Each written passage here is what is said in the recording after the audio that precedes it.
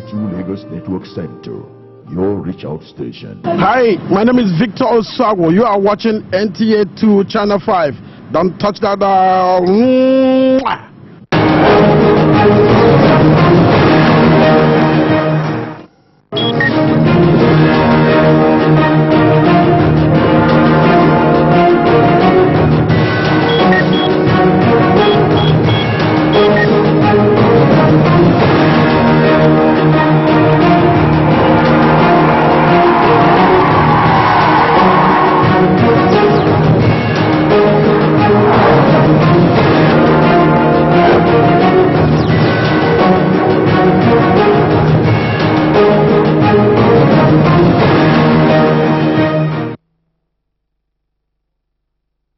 And once again, it's a warm welcome to our studios here at NTA2 Lagos Network Center. I also bring to you, we have said the whole of last year, increasingly, your most popular program, but I think we can reassuredly say to you now, it is one of the most popular programs on TV right now.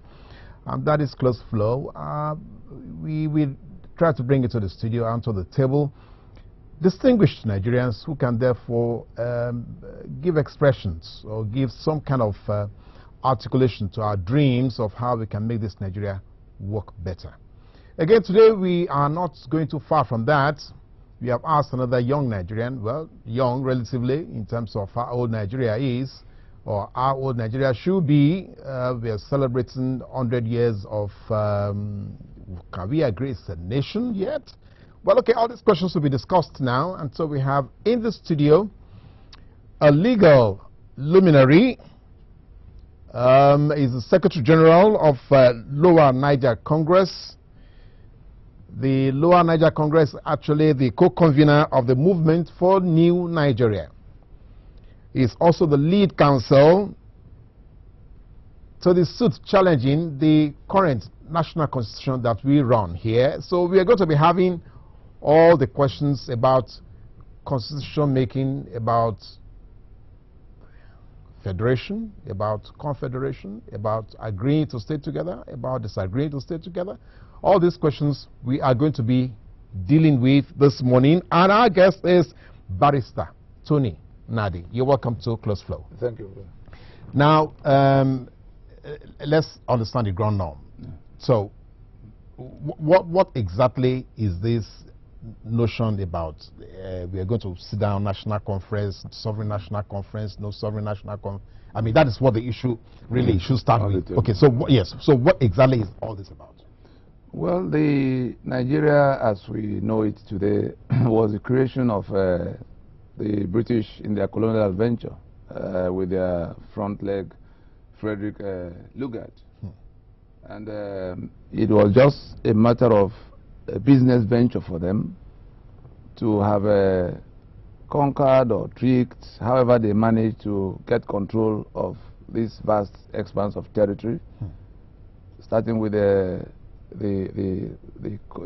Treaty of the Colony of Lagos of 1861. Yes, yes. In bits and pieces, they got those patches of colonies and territories and gradually pieced them together.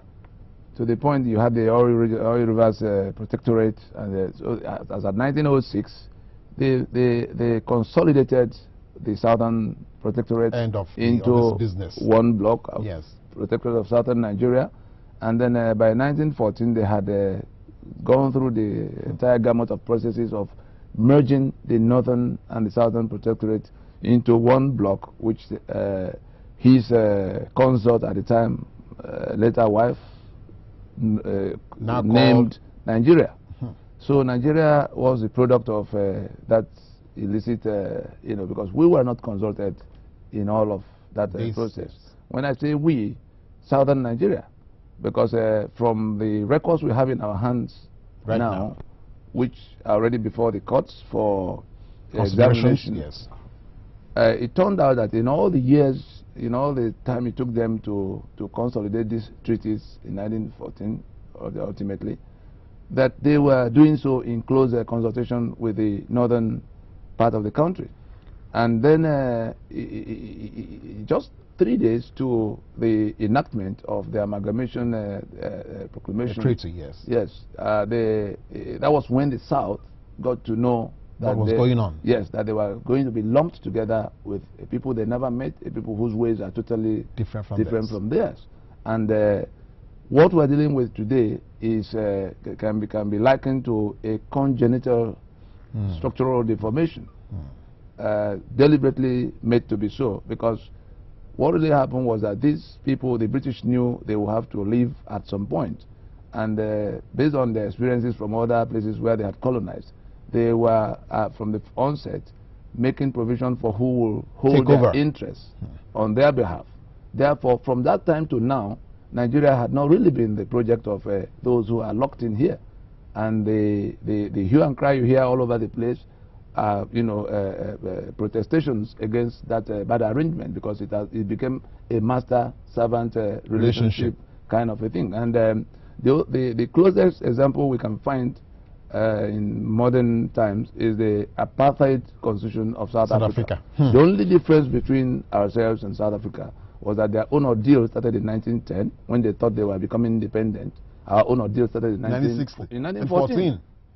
But in every respect, a minority stranger population found a way to seize the entire assets and rights of the owners of the land. In the case of South Africa, it was the Boers versus the black owners of the land. And in the case of Nigeria, it was the Fulani with their British friends against the rest of the people. And we're still locked in that unholy marriage. Now, the question again has always been that when we say we the people, yes, it's always, like a begging question. Yes.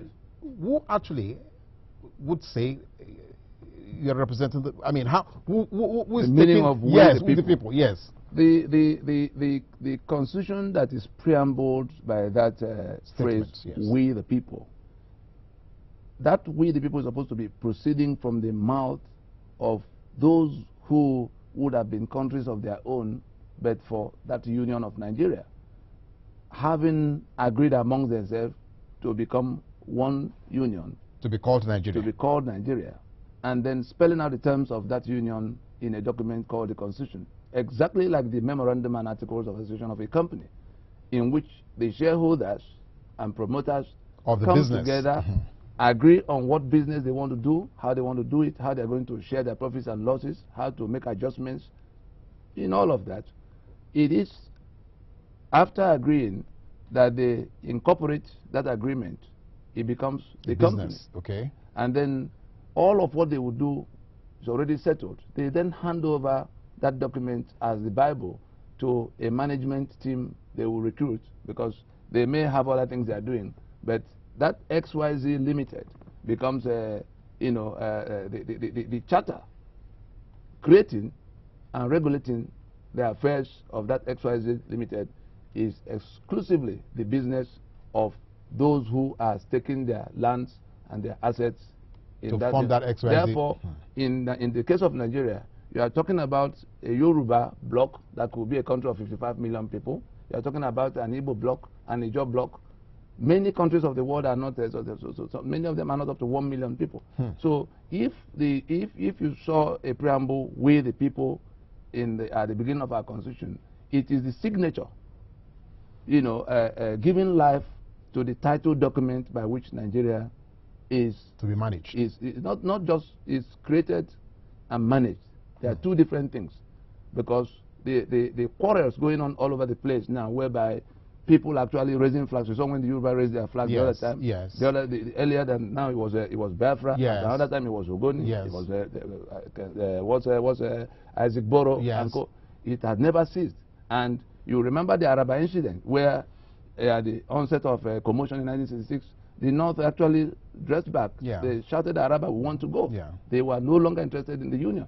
And so that we can keep the matters on track, those manipulations that Lugard did in 1914, which more or less bequeathed southern Nigeria to northern Nigeria, as at the week of independence in 1960, when the rest of the country were drinking champagne that the British were going, Sir Ahmadu Bello, who was the premier of the northern region at the time, was celebrating something totally different. And he had this to say to his lieutenants in that celebration. Say, the new nation, I'm quoting him now, say the new nation called Nigeria should be an estate of our great-grandfather, Uthman Dan Fodio. On no account should that change. That in terms of power should never leave them. That they say they will use the minorities of the Middle Belt as willing tools and the South as a conquered territory, and never allow them to rule over us, and never allow them to have control over their future. This is reported in a Parrot newspaper of 12th October 1960. It's still in the archives if our people want to go to see the... No, it's not even, that will not be the issue. No. It remains the issue because that became the mission, the mission statement behind the union, because those who had to go were going. They had handed over the estate to those who now claim that it is their right to own it and rule it forever. Okay, now let's even consider that position. Yes. Now the reverse of the coin yes. would be now, so over the years, yes. over this same transit period that we're yes. talking about, why have we not have leadership positions from the other sides of the country to now make clear that this arrangement will not going to work? Well, the first time that bad arrangement was challenged in real time was when the killings that emanated from the coup of 1966 had gone to a point over a year, and Ojukwu, having exhausted all of avenues, all what could be done, decided to pull out with his people, because the killings started. Let's look back in July of 1966. The war that became Biafra did not begin until July of 1967. Yeah. And between that first killing in the coup that produced the Gowon and the commencement of the Civil War, it was serial massacres on a genocidal scale. And Ojukwu did everything humanly possible until they had to go to Accra in Aburi to agree, because Nigeria Union had collapsed. The 5 constitutions that defined Nigeria, because we are still coming back to where we are now, the 5 constitutions that defined Nigeria, because by the time the British were going, Nigeria was was agreed to be a federation in 1954. That was the only basis the vast territory could be one union, because the level of autonomy, on account of the differences between the various ethnic that are being wedged together, the common sense and the imperative of the situation could not be otherwise than a federation. A federation meaning a union of constitutions. We'll come back to that. Because today, those who are lazy at finding out what things mean now define federalism in all kinds of ways. Some think that the states that were created by brigandage are now, as once they're allowed to control some aspects of that becomes federalism for them. No, federalism is simply a situation where units that could have been countries of their own, like European Union, we have today. Yes. There's a Germany, there's a France, and that was the kind of constitution Awolowo had in his hand to manage Western region. That was the kind of constitution Okpara had to manage Eastern region, and Sedona Bello had to manage the Northern region. Those who were going to assert their right to be rulers of others for all times, toppled these 5 constitutions, turned it into one, and from that time, so now, in 1966 to now, what they did, what Absalom Abubakar, the last of them, did was to collate all the degrees they made from 1966 into one volume in 1999 and labeled it 1999 Constitution, having promulgated it by decree number 24 of 1999. And then turning around, knowing fully well that he had no right to do so himself and his confederates in the PRC, he proclaimed the falsehood that we the people were back to it. That we the people, meaning that the Jaw, the Shekiri, the Urobo, the Fulani, all had agreed. And this becomes the basis of this constitution and all of the 300 and something sections inside it. In saying, in making that reference preamble, they're saying that we are all agreed to be in formation of 36 states and 704 local government areas, and to have 68 items on the exclusive list, and to have immunity for the public officials in which they become non-accountable to us, and all of that. So it is this very lie that we went to court in 2007 to challenge. That matter is still in court, and the sole legal instrument by which Nigeria is convened is this constitution as of today. Okay, now let's come to that question of Nigeria being convened. Yes. Now the treaty that actually put Nigeria together has lapsed. Sure. So in what context, therefore, is Nigeria being discussed? Nigeria died, technically. Nigeria was clinically dead as at 1967 when the Aburi Accord that was supposed to give life back to it was abandoned. And from that time to now, it had been on a life support of oil totaling about 3 million barrels per day. What has changed now that is looking like a catch-22 situation is that the owners of that life support have were kept far from where that life support was being applied. By accident, by providence, one of them, Goodluck Jonathan, emerges president, and those who hold Nigeria as their private estate got infuriated. They couldn't understand what hell on earth had brought about a situation where slaves were now to be competing with their masters for who will rule the house. And from the time he was to emerge in 2010, 11, the transition from Yaradua to when he had to contest, it was a straight fight of these slaves will not be allowed to preside over us. Say if he would emerge, will make the place ungovernable. And on no account will it even be considered. For them, it's an abomination that Jonathan will be president. If we don't get these things in context, we'll be discussing APP and PDP without knowing the underlying currents. And there's a third force in the arena. And those who are driving all these things from all the sides are going to meet that third force in the coming days. Because we got into this kind of situation in 1964, when after the events of 1962 that collapsed the constitution of Western region, the matter was now settled, election was slated for 1964, the politicians in their ever eager, unreasonable pursuit wanted to have the election by all means and get to government house. It was like carrying fuel to small fire, and immediately they loaded that unsettled constitutional situation with the election in 1964. The explosion came, and in no time it was lawlessness. Then soldiers came, and we've been in that state. Now, but let's now come back to where you are. Yes. Why do we therefore think that a new constitution would be the panacea to all these undercurrents that you have so far, enumerated? Why do we think the constitution would do that? If we interpret correctly the agitations that has traveled around the country, each of them is a constitutional question being raised violently. If you saw the bulletins that Boko Haram gave at the time they still had time to give bulletins, you saw that they said pointedly that they didn't want to have anything to do with democracy, that they didn't want to hear about constitution. For them, they were living their Sharia life until Nigeria came to impose democracy on them.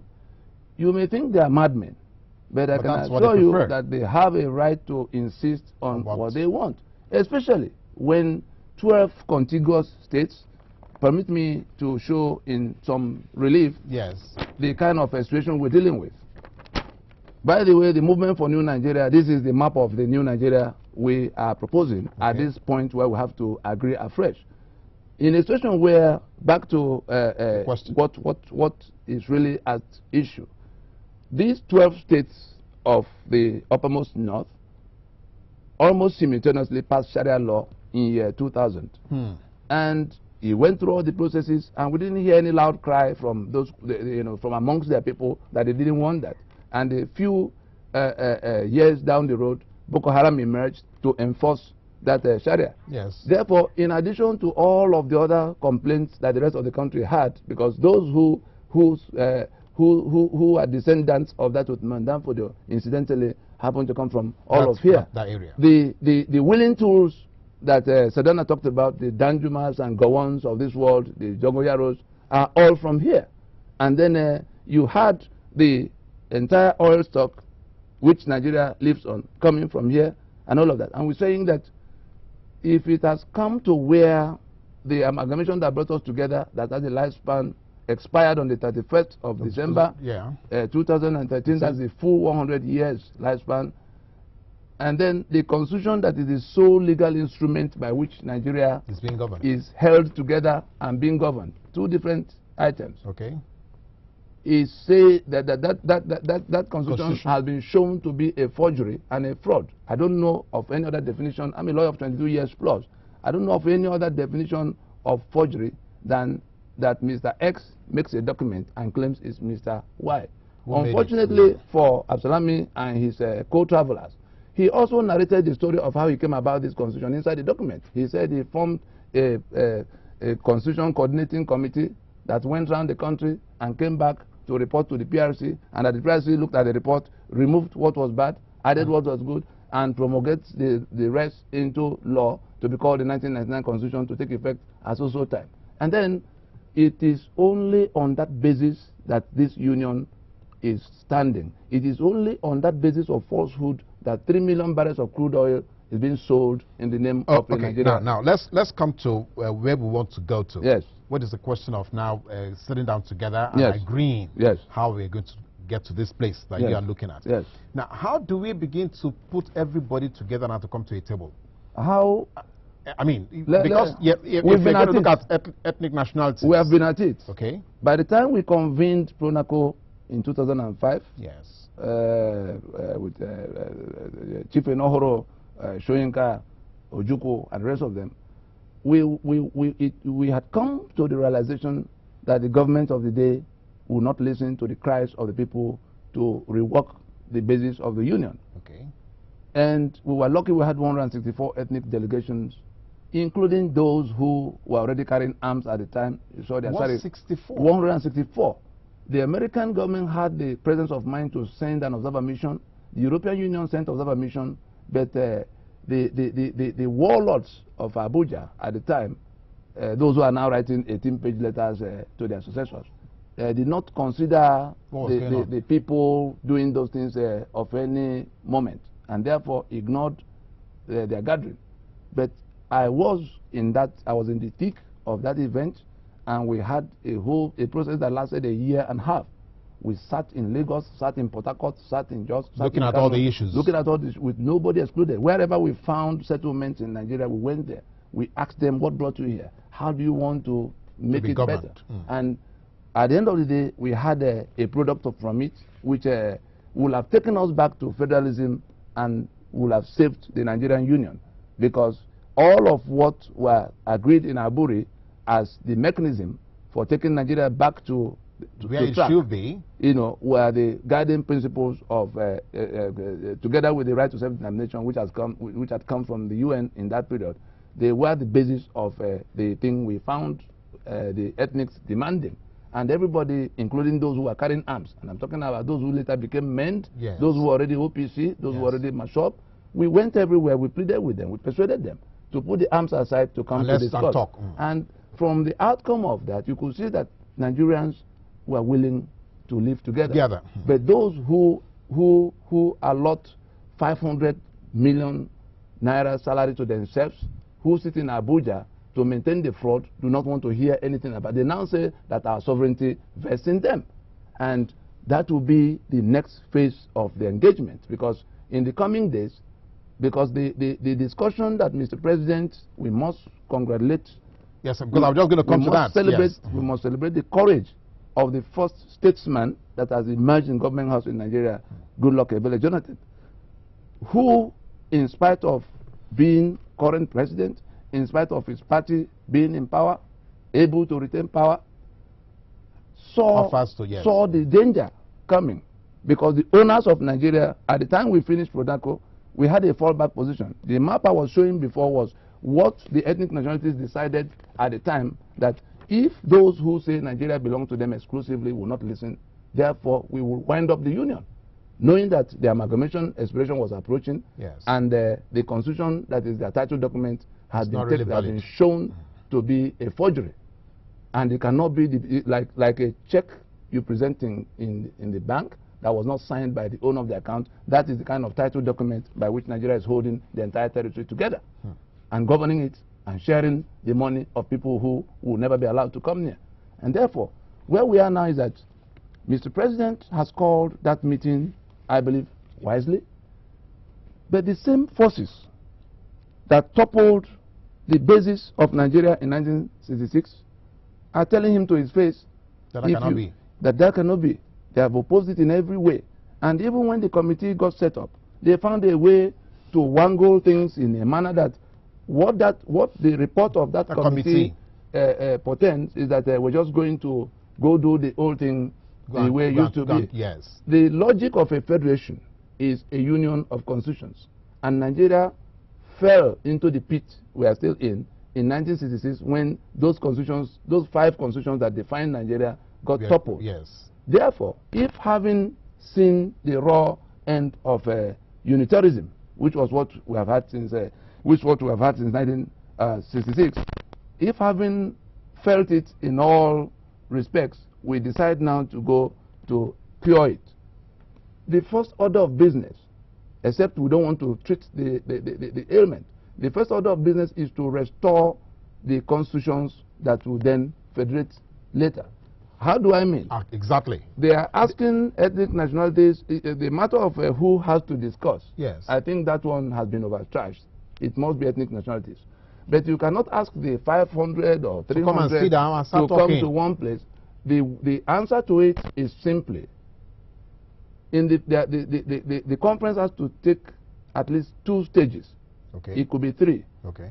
For the Yoruba bloc, for instance, that is one language group. Yes. You know, they only need 1 meeting in-house to sort out their affairs and raise a constitution by which they will federate with other people. Afenifere already said so in their demand. No. Tony, wait now. Let's first look at the minutest detail.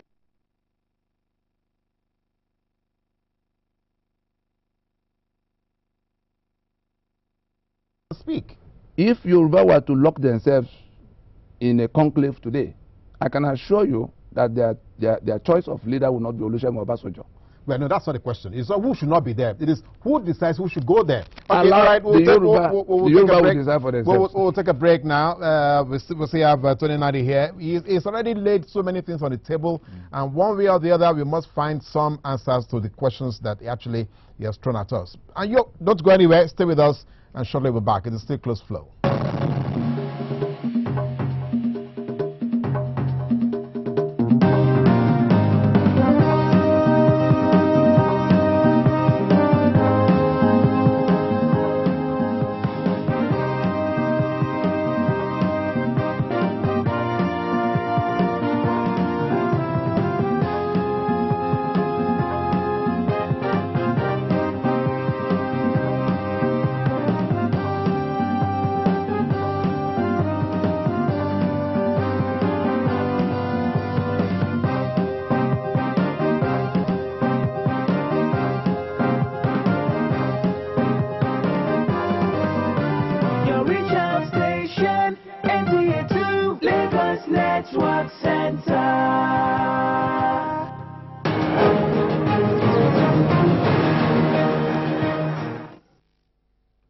Thank you for staying with us.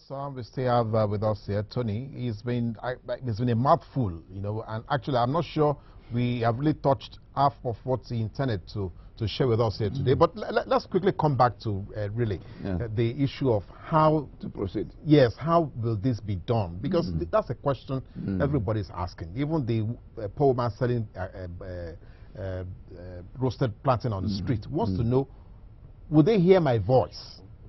Let me tell you how it can be done, because we've been at it the last for a while. The last 15 years. Yes. I don't think there's any other group that can lay claim to doing anything having gone to ask the people, how do you really want it? So if we could do it in Pronaco, we have gathered quite some experience, and we had our ancestors, those who were there when the original thing was done, with us.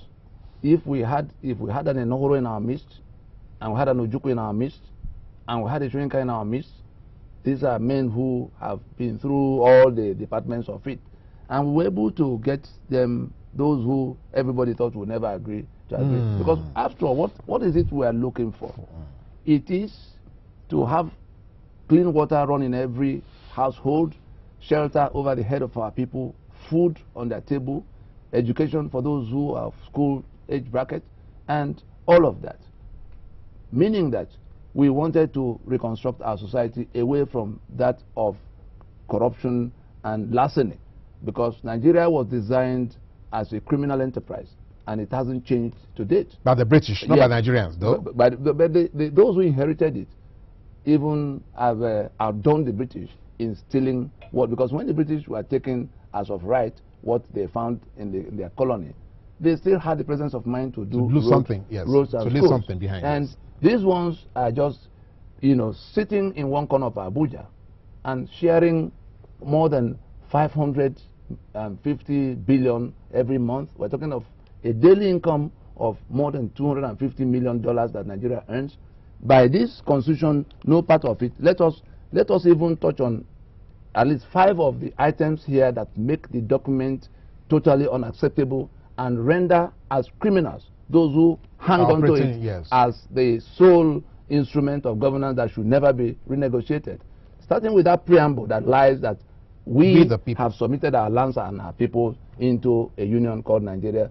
That one defeats the entire document because it is a lie. We never met. We never agreed. No, but we have agreed that this already is in court. No, so no, let's now leave beyond the court is going to now pronounce. Beyond the sub judice. No, beyond the court. Okay. Mend is not before the court. Mend was in the creek asking, how did the oil and gas of the Niger Delta become the property of people they never met? OPC had enough guns here to push out the police before Obasanjo came. OPC was asking how, and is still asking, how did the internal security of Yoruba land become the business of people from Sokoto? The Biafran question is too simple to be rehearsed. Says, how did these 50 million people become Nigerians without their consent? 1 second. Hello, good morning. Hello, good morning. Good morning, sir. You're welcome, sir. Yeah, my name is Lucky. I'm calling from Lagos. Okay, go ahead, Lucky, with your comments or your question quickly. Yes, my question is that I like the national conference. It's good for us to see something. But what is happening in this country now, I don't like it. Some sort of one side want to rule for life, and it's not supposed to be so. What I believe is that national conference will help us so that we know where we are. We know where we are going. Number one, issue of presidency. Everybody wants to become a president. Everyone wants to become a senator. And nothing is going down. Local government is not working. State is not working. No water, no food, nothing. I believe by the time we have the national conference, the Nigeria will speak. Know who will be the president, who will be the local government. But the important thing is that one, I want to see my own state resources, what they have. I want to see what they are bringing. Not that one person will bring it, other people are enjoying, they are not working. In the north, nobody is farming again. Give them money, they use the money, do another thing. Then nobody is farming. In the southwest, cocoa is not working. Everybody is cooking for a year. We need to talk. Once source cannot be coming from somewhere, people are just sitting down, enjoying it, cramming for president, cramming for minister. But you see, we are tired. We are tired. We need to hold a national conference. So I can speak. Okay, let Tony react to that. Let's find a way to just merge that. Yes, the simple thing is to say that at this point, if from 1967 to 2011, we were struggling to save the Nigerian Union as a federation. But from 2011 to now, we have arrived at the bus stop where the Sharia question has come to compound the matter, and the rest of the country had to stay together, and that was part of how that process emerged, that they would not be in the same union with those who have no regard for human life, whose faith required them to kill others. I cannot function from Sokoto or Maiduguri or Kano, but Lamido Sanusi can run Central Bank sitting in Lagos. All right. And his younger brother can run Chevron sitting in Port Harcourt. So we're saying that if we have come to this, irreconcilable, because that is what it is. Those 12 states that passed Sharia law opted out of the Nigerian Union at that point. The fact that Boko Haram came later you know, to me, I can't see any distinction to make between them. They are pursuing the same agenda. And it has brought us to where the two options before Nigeria now is to either dissolve peacefully or to wait for it to happen violently. And I can assure you the first thing that is on the table towards that journey is that the ethnic nationalities who had been enslaved for these 100 years are not going to accept one more election under this constitution. No, that okay, I can guarantee. Tony, wait now. They want one other truth, irrefutable truth, is that the ethnic nationalities may not actually be held in a single indivisible block anymore, because intermarriages and all sorts of other, you know, cross-border relationships have been established across the country. We know that. So we have how do you recognize that? Let me tell you how it works. And we have seen, we got them to discuss before, and they are able to bring it to fruition today. If you were to leave the people of old Eastern region, you know, in the first election, as the British were retreating, the man who led the party to victory in the East was Ayo Ita. He wasn't Igbo.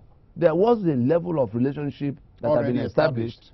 And if he could go to win such an election that will have enabled him function in Enugu, who says that it is beyond our reach today? Let me show you another proof of how those things can be resolved without the kind of agreement.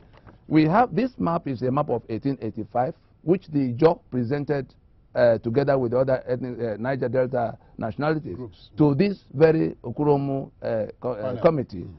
They had this map to show, as at 1885, how the lower Niger were living as a, you know, a confederacy of you know, states. And you saw the clear, you saw the Igbo, the Ijaw, the Shekiri, the Urobo, and all of that in the formations. Everybody, the Benin Kingdom, everybody knew where the boundary, and they had a way of relating. They were not at war with one another until the confusion came from the British, who had to pitch them one against another. What we're talking about, what we're saying, the irreducible minimum they demanded, which the Igbo demanded, which the Yoruba demanded, and the Middle Belt demanded, is that they won't all rush to go to build the House of Nigeria from the roof one more time. Because if we rush to Abuja to say it is Nigeria and then the terms later, then you've got it upside down. Okay, they want to agree among themselves in the formation and then carry their charter to go to federate with other people. And if for any reason anything happens that the process is not completed, I can assure you that they have a right to determine for themselves how their political future will go. Now, but let's also recognize existing structures. Are we now therefore saying that... What do you call existing structure? The National Assembly. The National Assembly. Yes. But we cannot deny that. No, they are there. Yes. They are there. But we have pleaded, we have cajoled, we have quarreled to try to explain to them that if the management team of a company topples the memorandum articles of the company and declare themselves the new owners of the company, the real owners of the company can go and gather under a mango tree and dissolve their company. That is what is facing Nigeria as at now, because if you go to a referendum today, more than 3/4 of those who are suffering, those you call Nigerians, will vote to leave the union because it's injuring them. Those who are sharing the billions can be celebrating. The centenary is coming. Some are planning to celebrate. Like in 1914, you may not know that a serious Durbar was held both in Sokoto and Kano and a few other places. And in the southern part, it was mourning. Today, those who are planning to celebrate the $250 million they take in the name of a Nigeria that doesn't exist every day can continue their planning of celebration. But those who have been at the receiving end of that roguery and criminal imposition are planning a different kind of celebration. They are already on the streets. If you put your ear to the ground, they are already on the streets celebrating the expiration of the amalgamation. They're already on the streets celebrating the collapse of the 1999 Constitution. The noise is not loud enough. Hello, good morning. Hello, good morning. Hello? Yeah, good morning, sir. You're welcome. This is Kenneth calling from Egbeda. Okay, Kenneth from Egbeda. Quickly, your question or your comment? Yes, I want to contribute to the program. Please go ahead, quickly. Yes, regarding the conference that is coming up. You know, the truth of the matter is that over the years, we have not been able to tell ourselves the truth. At the grassroots level, at our constituents, people are crying, people are frustrated. So if we really truly love ourselves, this is the right time we should put our acts together and have a new constitution. We can't call ourselves Nigerians and we are choking and suffering and dying in our country. And the so-called leaders don't care about the people. You know, they are just worrying themselves over our lives. So it's better they get this conference right. I can tell you, more problem is coming if we don't get this conference correct. I tell you, Boko Haram is going to be a child's play because so many people are tired of this country. We can't be suffering in our country. We can't be rejected in our own country, and even outside the country, we are rejected, and when we come home, we are rejected. So I'm pleading and I'm appealing to those people that the government has appointed to really do the needful. Thank you. All right. The matter is very simple. The owners of Nigeria are coming in certain formations, and you saw the map there. They have been working at it for quite a while.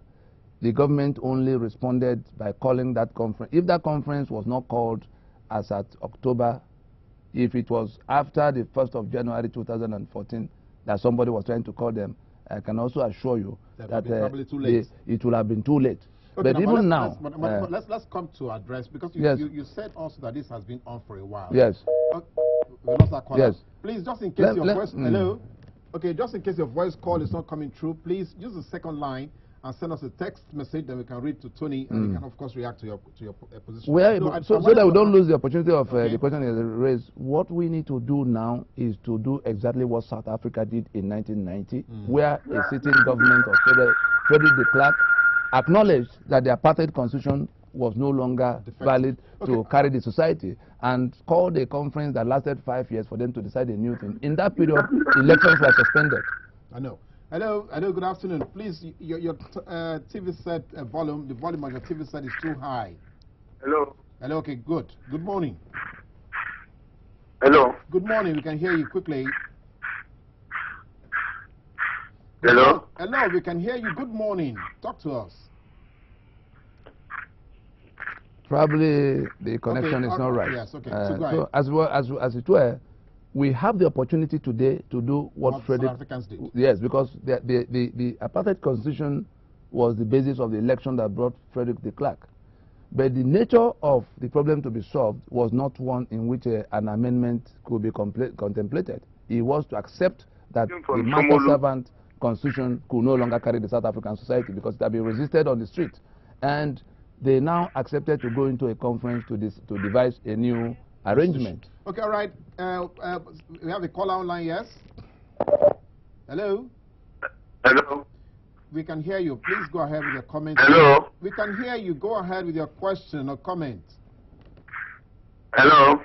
The networks will not let them. Like we cannot get through. It's eating into the time. So we're saying that the only thing we need to add to what South Africa did is to also recognize that you can't build a house from the roof, meaning that meaning that those who will federate will have to work out their charters and then come at a later date. The meeting that should happen now should not be anything outside a meeting to federate a few constitutions that will first be distilled.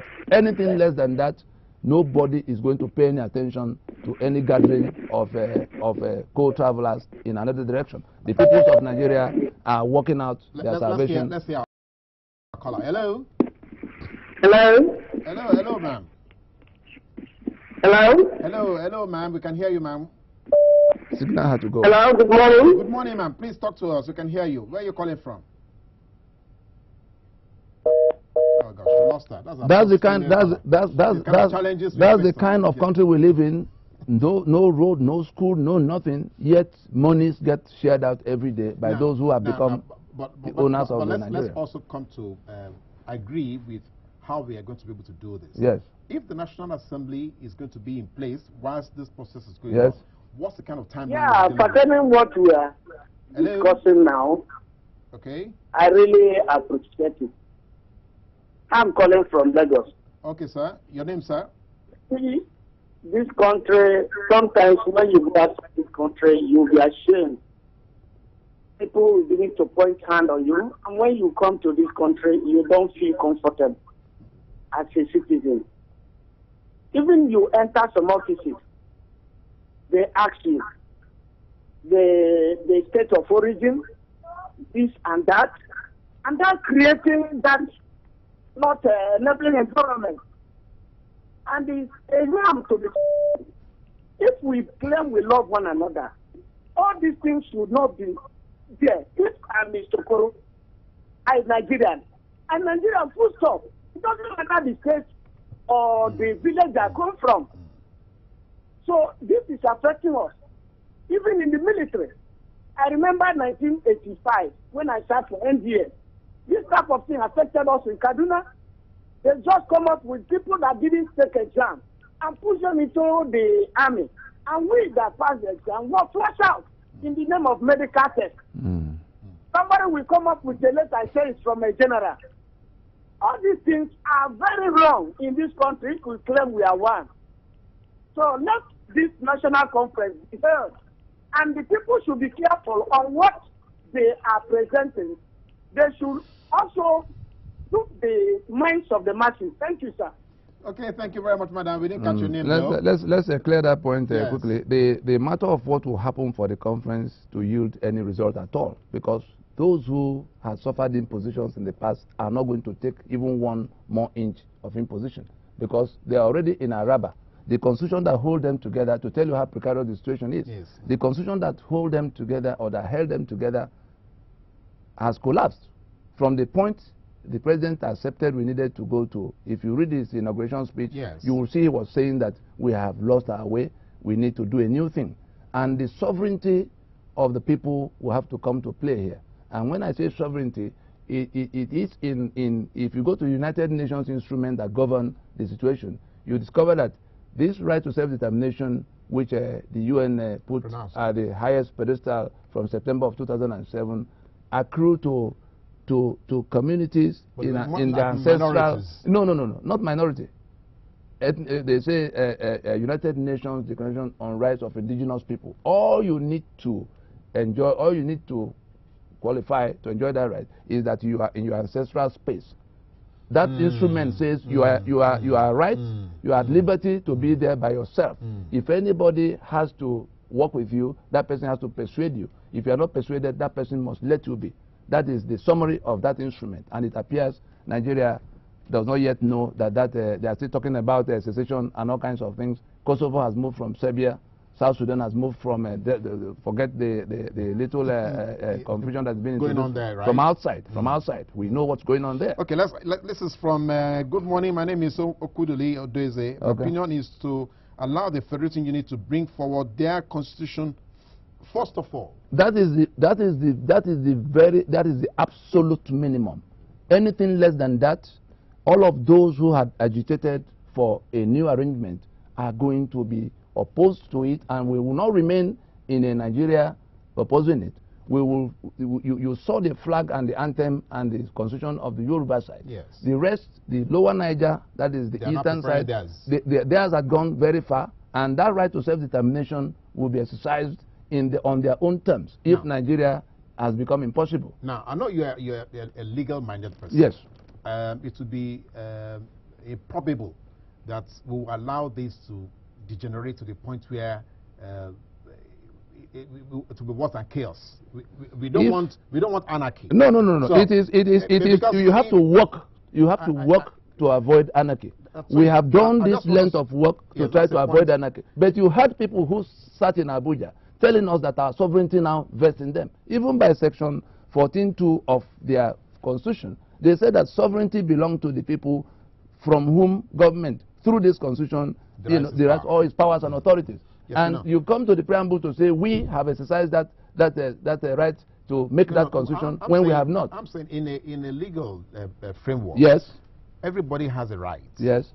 Therefore, your right should not deny mine. Yes. Now, if somebody, for instance, Professor Nwabeze has come up with an idea of, okay, look, I question the source of his certificate as a lawyer, because he has failed in jurisprudence.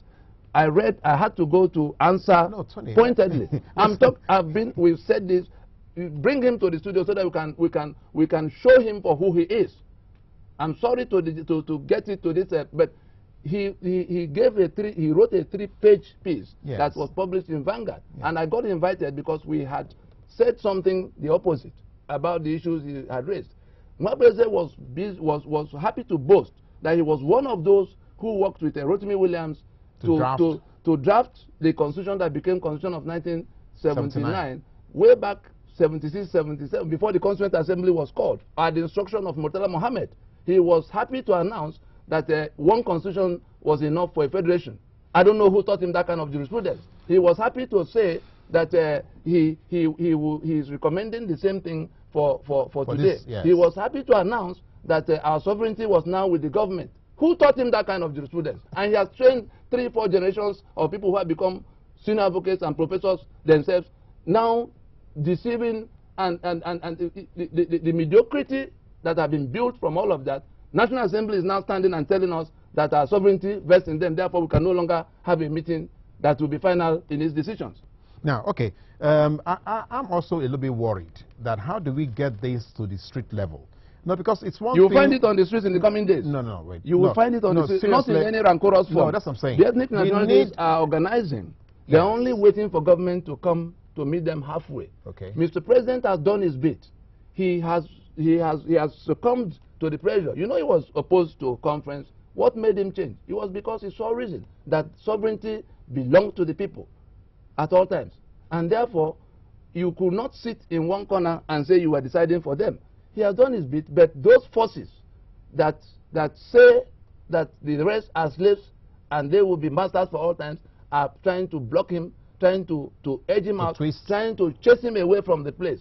But they are going to meet a third force. So what do we do with the forthcoming election? If no election, I can guarantee you that no election will happen in Nigeria under this constitution. That I can guarantee you, because those whose assets are detained by Nigeria in the name of this forged instrument will not permit it in their space.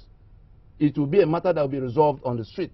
The one last line of opportunity Nigeria has now is to do like South Africa did, accept that this constitution of master-servant can no longer be the basis of the Nigerian Union. Even in the suit we filed in court, we didn't say they should throw away the constitution. We say courts should compel them to call this kind of a meeting so that we can peacefully go to resolve the matter under a roof. But if somebody is obdurate enough to think that this constitution will be the basis of Nigeria beyond a certain level of a certain length of time from now, we are only tolerating this, you know, almost grudgingly, because Mr. President has taken the step of a statesman to call a meeting of the people to decide how they will go. And there's no rocket science in it. There are 2 stages to it. Let those who wish to federate go make out their constitutions first, and we already have the formations in which those things are already going on. And when they have done that, it may take 6 months, it may take 8 months, it may take 1 year.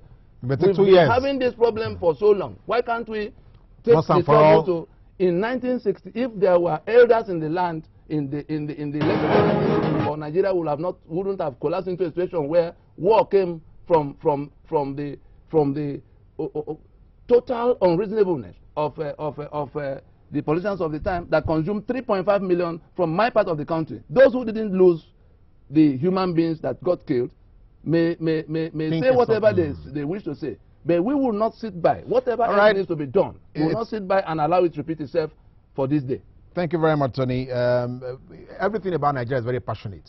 There is just no way we are going to finish this without, of course, you know, saying thank you to you for coming to share some of your ideas on how we can move forward with this nation. Thank you very much. Thank you very much. For our viewers, this conversation is going to continue on YouTube.com, so go there and join us, and let's have your comments, let's have your questions also, let's raise the queries, let's see how all of us can actually make sure that our voices are heard and our opinions are counted.